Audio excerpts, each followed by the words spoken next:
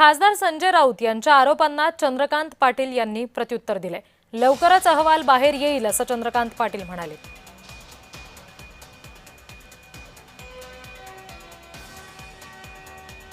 देशासाठी महत्त्वाचा असलेला विषय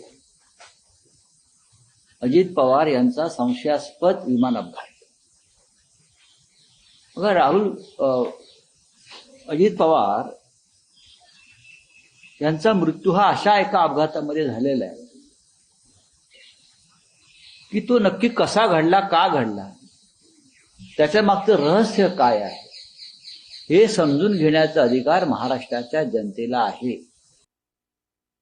प्रत्येक वेळेला असा संशय नातेवाईकांना आणि कधी कधी विरोधकांना येतो की ह्यात काही घातपात आहे का।